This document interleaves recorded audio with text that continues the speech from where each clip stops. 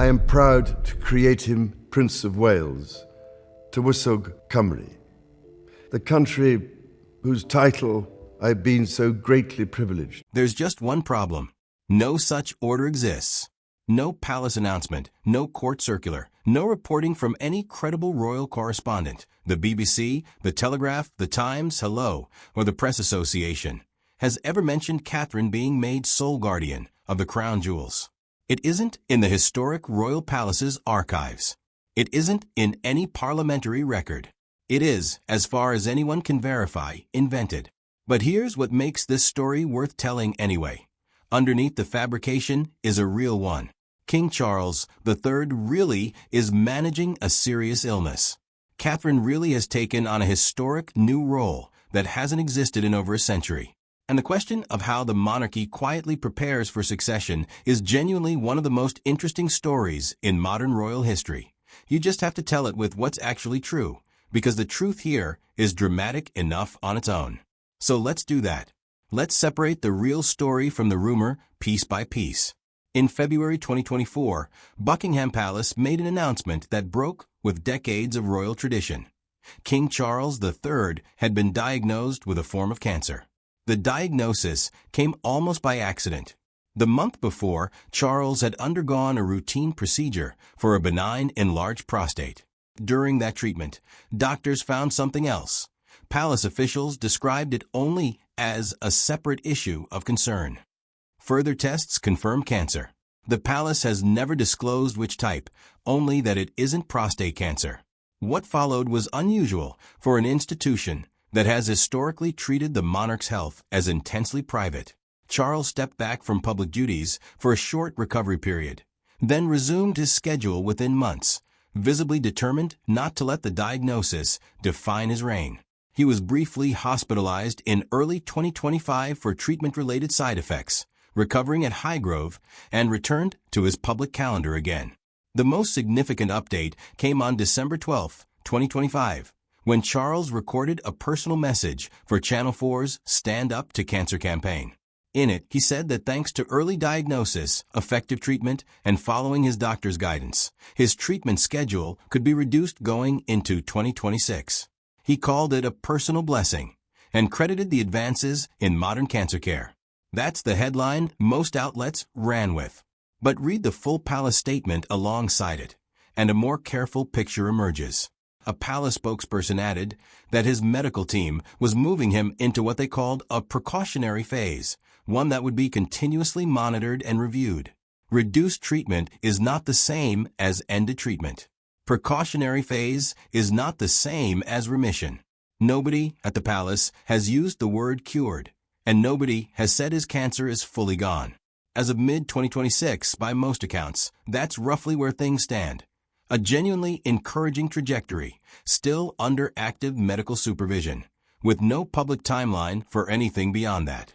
Notably, in July 2026, Prince Harry offered an unusually direct public comment on his father's condition at a gala in New York, telling guests the king was doing great. The first public remark of its kind from Harry since a family gathering at Highgrove earlier that month. It was a small moment, but a telling one. Even estranged family members are being asked and are choosing to answer. It's worth remembering that Charles wasn't the only member of the family fighting cancer during this period. 1 month after the king's diagnosis, in March 2024, Catherine, Princess of Wales, revealed in a deeply personal video message that she too had been diagnosed with cancer and had begun preventive chemotherapy. She kept much of the specifics private, disclosing only that she'd undergone abdominal surgery in January of that year, and that doctors had subsequently recommended chemotherapy as a precaution. For most of 2024, Catherine stepped almost entirely out of public view. Her return, when it came, was gradual and deliberate, a handful of carefully chosen appearances by the end of the year, building toward a fuller public schedule through 2025. In January 2026, she confirmed she had completed 6 months of chemotherapy and was in remission. This matters for understanding everything that followed. Catherine didn't simply inherit a bigger public role because the institution needed someone to fill gaps. She built her way back into it while managing her own recovery, at the same time the king was managing his. Two of the most senior figures in the monarchy were fighting cancer simultaneously, largely out of public view, while still expected to represent the institution to the world. Here's the part of the story that is genuinely historic confirmed, and, frankly, doesn't need any embellishment to be interesting. On June 30th, 2025, the palace confirmed that Prince William and Catherine would become grantors of royal warrants, effective spring 2026. A royal warrant is one of the monarchy's oldest and most quietly powerful tools.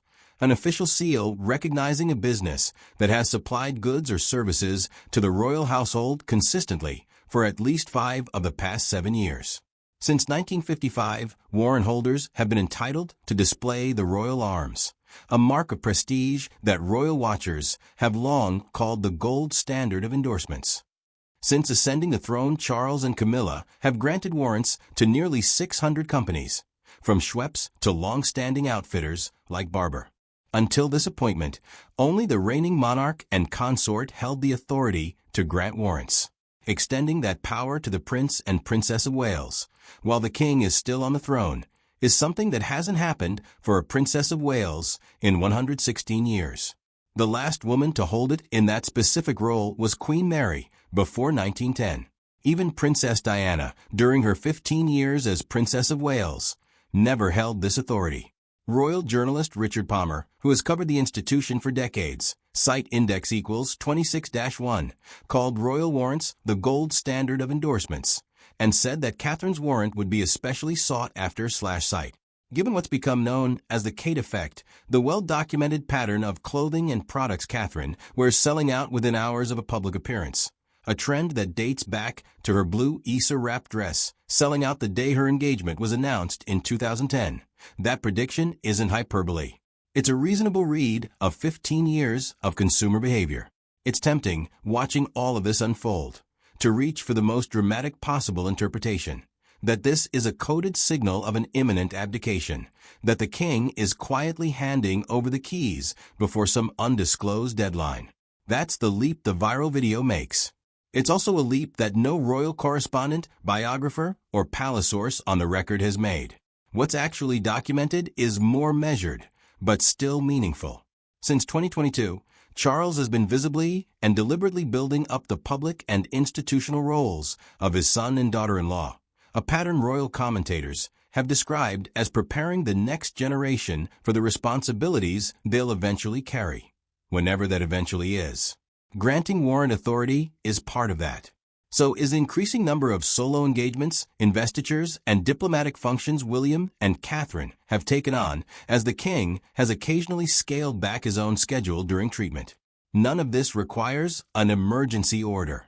It's the ordinary, gradual way constitutional monarchies distribute responsibility as an heir matures into the role, accelerated somewhat, understandably, by the fact that the current monarch is managing a serious illness. As for the crown jewels specifically, they remain, as they always have, held in trust by the reigning sovereign and managed day to day by historic royal palaces, the independent charity that runs the Tower of London, where the collection has been housed and guarded since the 17th century.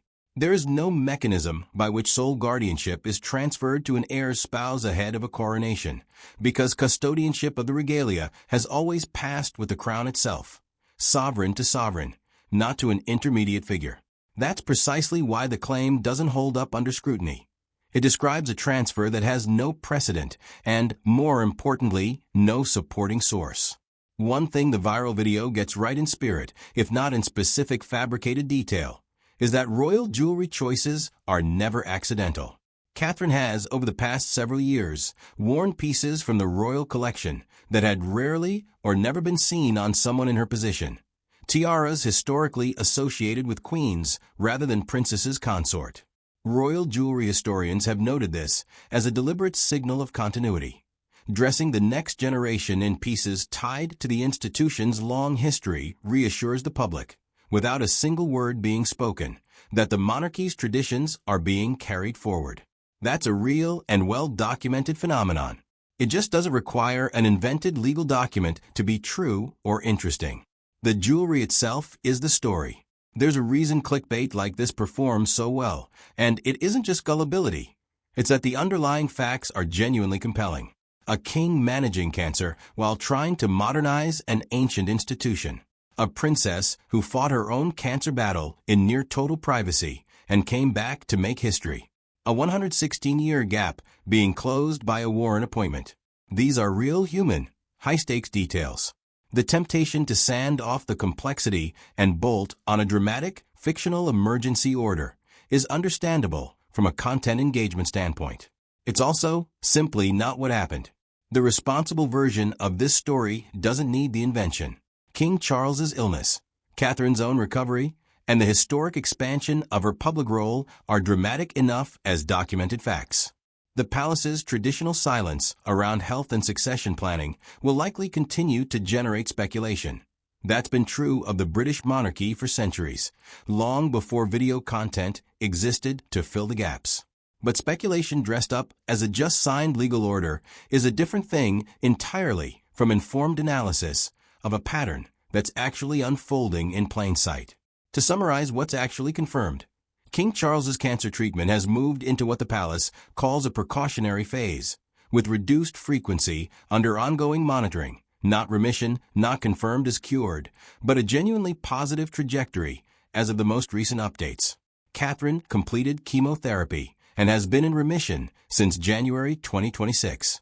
She and William are set to begin granting royal warrants in their own right for the first time, a role unheld by a Princess of Wales in over a century. And both of them have taken on a steadily increasing share of public and ceremonial duties, a trend that predates any health crisis and reflects the ordinary evolution of an heir's role, one that has, understandably, accelerated somewhat given the circumstances. No emergency order. No sole guardianship of the crown jewels. No confirmed abdication timeline. Just a family navigating illness in public. An institution quietly preparing its next generation the way it always has. And a genuinely remarkable woman who has, over 15 years, gone from being dismissed by tabloids as just Kate Middleton from Berkshire to becoming one of the most consequential figures in the modern monarchy, on the strength of what she's actually done, not what an invented headline claims she was handed overnight. That's the real story. It didn't need embellishing. It just needed telling straight.